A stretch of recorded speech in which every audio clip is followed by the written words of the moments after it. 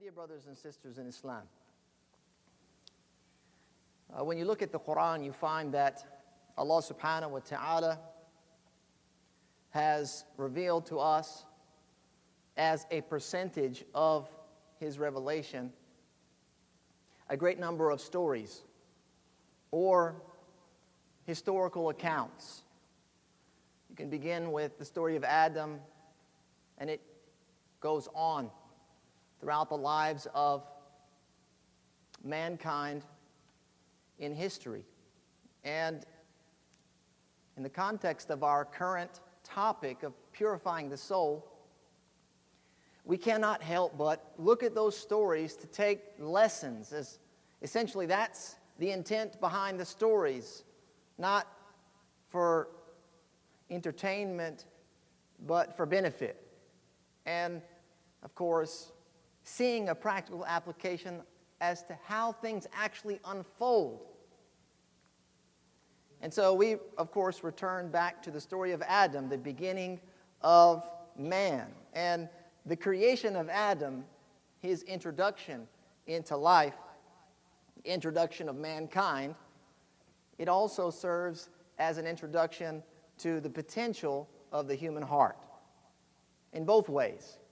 The potential of a very, very healthy, spiritually sound heart versus a very sick and spiritually bankrupt heart. We can either go left or right or find ourselves somewhere in the middle struggling to figure it all out. And so from the very beginning, Allah subhanahu wa ta'ala, having created Adam, He said, remember when your Lord said to the angels, truly I am going to create man from clay. So when I fashioned him and breathed into him his soul, created by me, then you fall down prostrate. Essentially ordering the angels and whoever was in their company to prostrate to Adam as a form of greeting. And so the angels, they prostrated. إِلَّا إِبْلِيسَ اسْتَكْبَرَ وَكَانَ مِنَ الْكَافِرِينَ. Iblis, among them, he did not prostrate because of arrogance or pride and was one of the disbelievers. One of the great Imam Shaykh al-Islam, he said that the first sin against Allah subhanahu wa ta'ala was from Abul Jinn wa Abul Ins, the father of the jinn, who is Iblis, and the father of man, who was Adam. These two species, if you will, or races, they are ordered by Allah subhanahu wa ta'ala. They are morally responsible, and they have the choice to do or not to do. So the first sin by Abul Jinn, Iblis, was greater in severity and was first before the sin of man. And that was when he disobeyed Allah's command to prostrate. And he did so, as Shaykh al-Islam, he says, he did so iba'an wa istikbara, turning away out of pride, out of arrogance. And Allah subhanahu wa ta'ala essentially addresses this, or if you will, calls out the shaitan, and he says, قَالَ يَا إِبْلِيسُ مَا مَنَعَكَ أَن تَسْجُدَ لِمَا خَلَقْتُ بِيَدَيَّ أَسْتَكْبَرْتَ أَمْ كُنْتَ مِنَ الْعَالِينَ. Allah says, O Iblis, what prevents you from prostrating yourself to the one who I created with both of my hands? Are you too proud? Are you arrogant? Are you one of the highly exalted? And Iblis responded by saying, أَنَا خَيْرٌ مِّن, I am better than him. خَلَقْتَنِي مِن نَّارٍ وَخَلَقْتَهُ مِن طِينٍ. You made me from fire, and you made him from clay. It doesn't take a great deal to come to that conclusion, fire being superior to clay. Or at least that was the conclusion of Iblis. And so for that reason, Iblis was cast out. And that is how he remained, rajim, someone that is an outcast. And we are always reminded of that when we say, أعوذ بالله من الشيطان الرجيم. Shaitan, who is the outcast, or the cursed, if you will. And of course, Allah subhanahu wa ta'ala concluded this account. He says, وَإِنَّ عَلَيْكَ لَعْنَتِي إِلَى يَوْمِ الدِّينِ. And upon you is my curse until the day of recompense. So here at the beginning of creation, of the creation of man, that is, we are introduced to one of the deadly sins, one of the plagues of the heart, and that is arrogance. Kibr.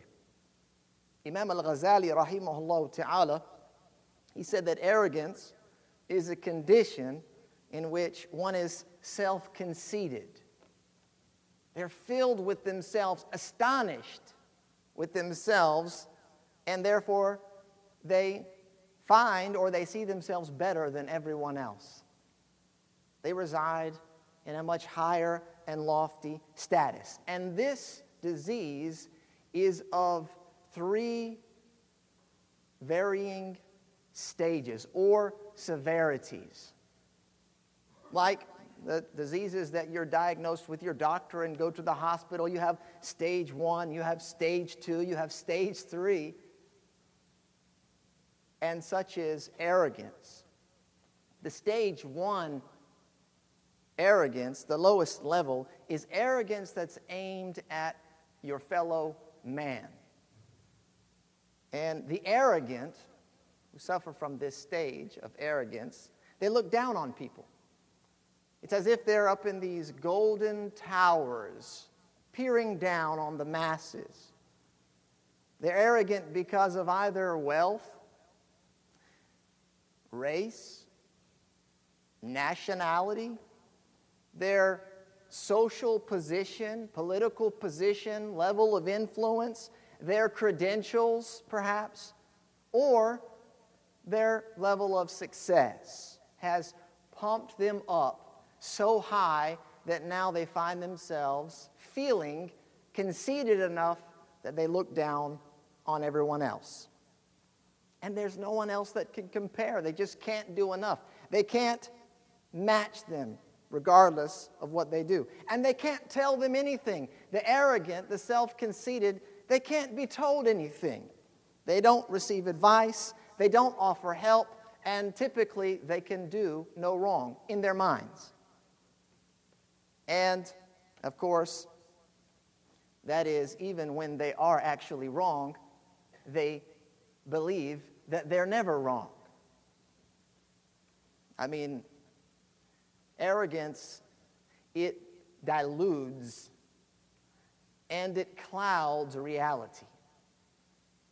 Somebody that's arrogant, after all, I mean, how could another person help me, these poor, uneducated, unsophisticated, unaccomplished people that I have to suffer with?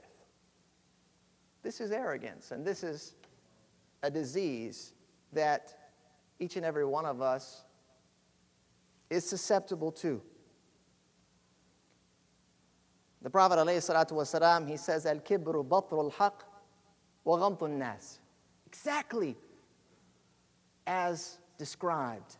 Arrogance is disdaining the truth, turning away from it out of pride or self-conceit, and holding people in contempt. Wa ghamtun nas, constantly looking down on others. And if this stage 1 disease of arrogance is left to fester, it will likely grow and develop further. And this leads to arrogance towards the messengers of Allah. And this is stage 2. So stage 1 is all about you treating your equals, if you will, as if you are superior. You treating fellow man as if you were better than them for some reason. But the stage 2, it elevates the consequences, because now you have a level of arrogance towards the messengers, the men of God. The arrogant are not led by their fellow man. And this is where the trouble lies. And so we return back to the Quran. We talked about the story of Adam and Iblis. Let's look at another story of a people. They were known as the people of Ad. The people of Ad, they were sent a prophet whose name was Hud. And Allah subhanahu wa ta'ala talks about their story in some detail in the Quran and how they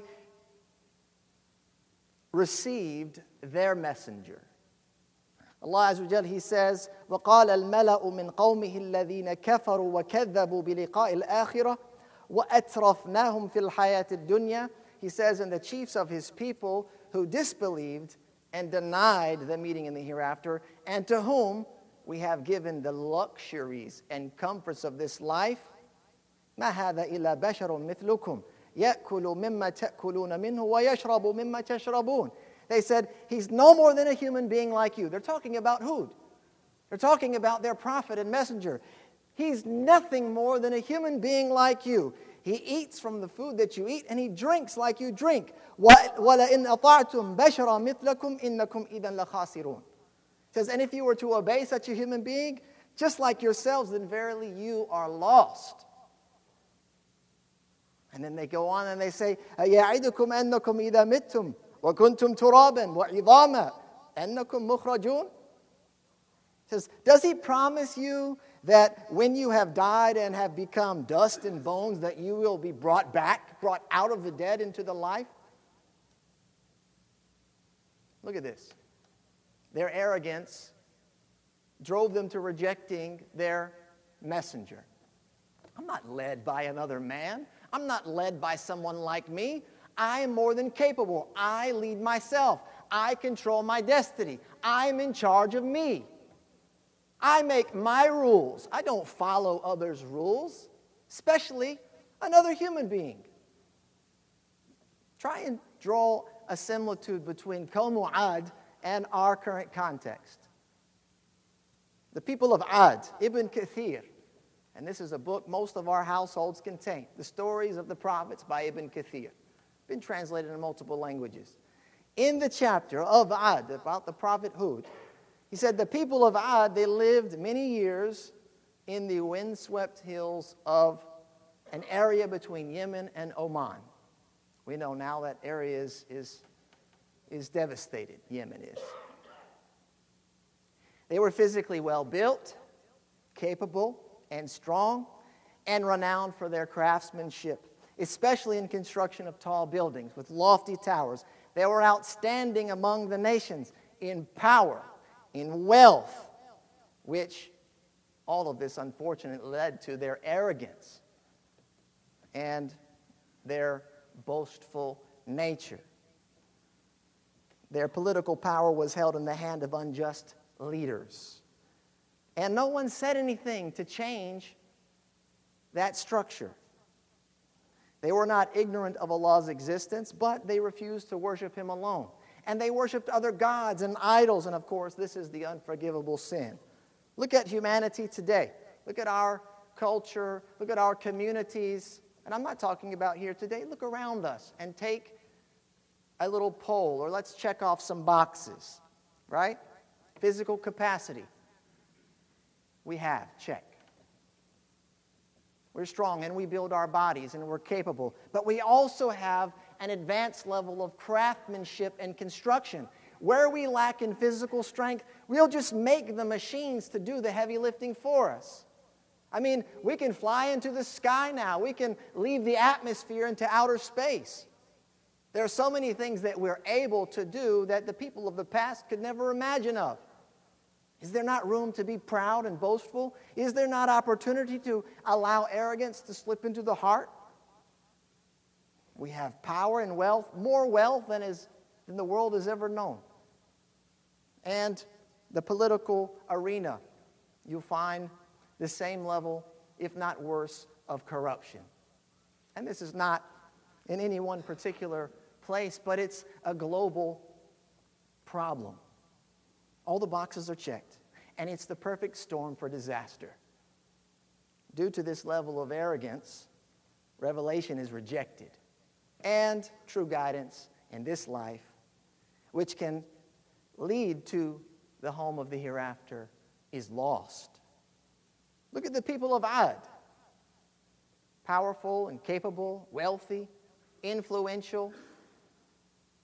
Hud alayhi salam warned his people that they needed to change their arrogant ways and to follow his lead as a man of God, as a prophet and messenger. They needed to follow the prophet of Allah subhanahu wa ta'ala. And he tried with them for some time, and they were adamant in denial. And so eventually he denounced them, and their world was turned upside down. They suffered from a terrible drought. Imagine losing the most basic essentials of life. We cannot imagine that here today, what it means to lose water. While some of you may come from a region of the world where it is intermittent water, that is, for the most part, especially here today, you turn the tap and it's drinkable, potable water. The shower, you can drink from it. The garden hose, you can drink from it. But imagine if you go to turn that on and nothing comes out. You go to your refrigerator door with your glass trying to fill it up with ice and water, nothing comes out. Water's gone. There's a drought. The sun is baking the earth. It's hot. It's dry. And this was the situation that they faced. And so they're inquiring with Hud, what's happening? Still in denial, not willing to change their ways. And then until one day, off in the distance, they see a cloud approaching them with high hopes that it's going to bring the rain. And Allah subhanahu wa ta'ala mentions this story about this cloud approaching, thinking that it was going to empty its load into the valleys just to provide them with what they were needing. They said, this is a cloud bringing us rain. Rather, as Allah subhanahu wa ta'ala, He says, it was a cloud that was bringing punishment and torment. Destroying everything by the command of Allah subhanahu wa ta'ala, and they became nothing. The only thing that remained after that storm, which beat them for 7 days and 8 nights, was the homes that they were able to craft and construct with their own hands. Brothers and sisters, if we as a people, a humanity, cannot overcome the diseases of our hearts, at the core of them, arrogance, history is bound to repeat itself, and it's possible that we suffer a similar fate. أقول قولي هذا وأستغفر الله لي ولكم ولسائر المسلمين من كل ذنب فاستغفروه إنه هو الغفور الرحيم.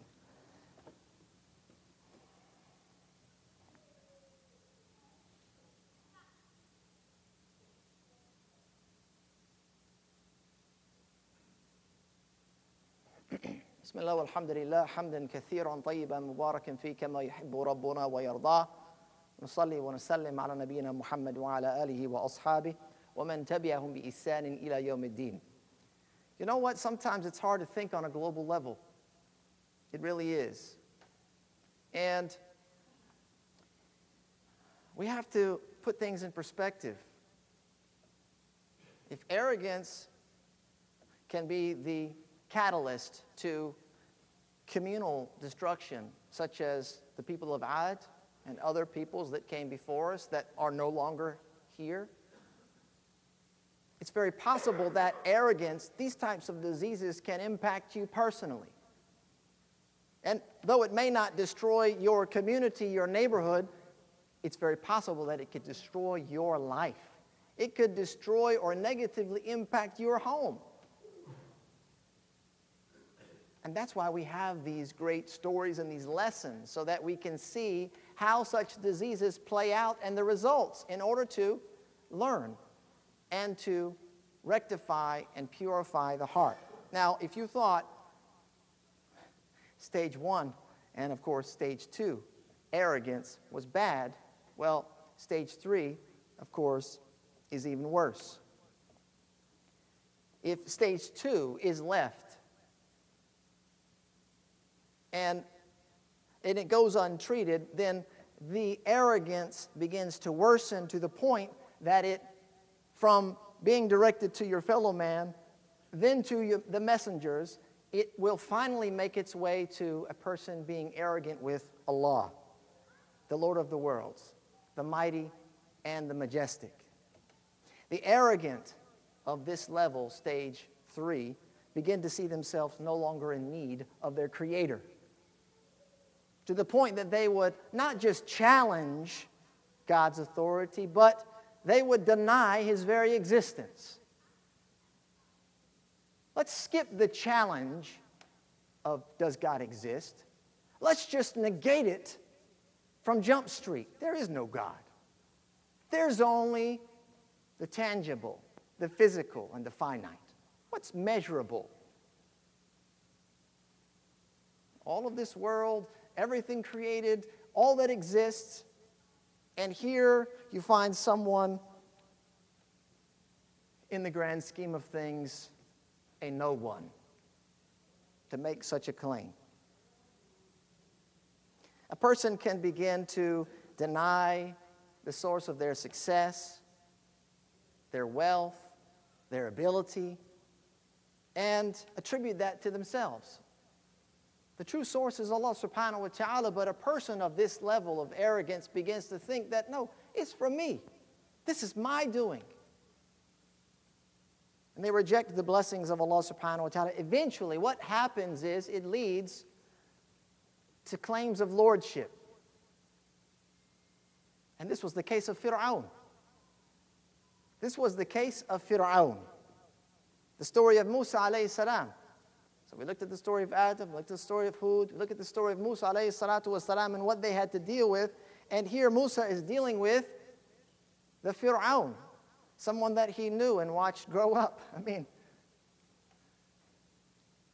But his level of arrogance built over his lifetime to the point that he began to make such claims of lordship. In that story, you find that Fir'aun, he says, وَقَالَ فِرْعَوْنُ يَا أَيُّهَا الْمَلَأُ مَا عَلِمْتُ لَكُم مِّنْ إِلَهٍ غَيْرِي. He says, "O chiefs of the people, leaders, I know not that you have a God other than me." Look at that arrogance. And then he instructed them to kindle a fire, to bake bricks out of clay so that they could construct a tower tall enough, as he says, لَعَلِّي أَطَّلِعُ عَلَى إِلَهِ مُوسَى, so that I can go see the God of Moses or Musa, وَإِنِّي لَأَظُنُّهُ مِنَ الْكَاذِبِينَ, because I think he's nothing but a liar. I'm going to build this tower so I can skyrocket up into the heavens and show you, there's no one up here but me. No other God but me. Allah subhanahu wa ta'ala, he says, وَاسْتَكْبَرَ هُوَ وَجُنُودُهُ فِي الْأَرْضِ بِغَيْرِ الْحَقِّ وَظَنُّوا أَنَّهُمْ إِلَيْنَا لَا يُرْجَعُونَ. They became arrogant in the land without right. There was no right for this. There was no truth to this. Arrogance, as I said, it clouds reality. It deludes the mind. It confuses a person. They begin to think they are what they are not. And they thought that they would never return to us. Well, as we know, the ending of that story, it was nothing but a return to Allah subhanahu wa ta'ala in the worst of ways. Pharaoh and his army, they were drowned. He said, so we seized him and his hosts, and we threw them into a sea and drowned them. So behold, what was the end of the wrongdoers? The end is destruction. And it comes at a very, very heavy price, this type of destruction. Allah subhanahu wa ta'ala mentions the ultimate end of Fir'aun and his army. He says, وَحَاقَ بِآلِ فِرْعَوْنَ سُوءَ الْعَذَابِ. The people of Pharaoh, they were enveloped by the worst of punishment. He says, النَّارُ يُعْرَضُونَ عَلَيْهَا غُدُوًّا وَعَشِيًّا. They are exposed to the fire, enveloped by it morning and night. This is the end result. This is the ultimate end, the ultimate destruction from this disease. Begins stage 1. Without being treated, it develops to stage 2. You begin to reject divine guidance. You begin to reject the teachings of the Prophet sallallahu alaihi wasallam, turning away, claiming that, no, you know better. You can do better. You're your own man, your own woman. You need not another human tell you what to do and how to live, where to go and where not to go. To the point that the arrogance, the stage 3, leads to a rejection of the divine existence and the divine law. And of course, as you can see from these stories, the story of Iblis, who is Ar-Rajim, the outcast. The story of Ad, they were destroyed in this life by a terrible, violent wind, which preceded a drought. And the story of Fir'aun and his army, who were drowned in the ocean. So next week, inshallah, we'll talk about some of the cures for this disease. In the meantime, we ask that Allah subhanahu wa ta'ala purify our hearts from that which ails it, and to give us insight and wisdom in His worship, to guide our hearts to that which He loves and is pleased with. Wa sallallahu wa sallam ala nabiyyina Muhammad wa akhiru da'wana. Alhamdulillahi rabbil alameen.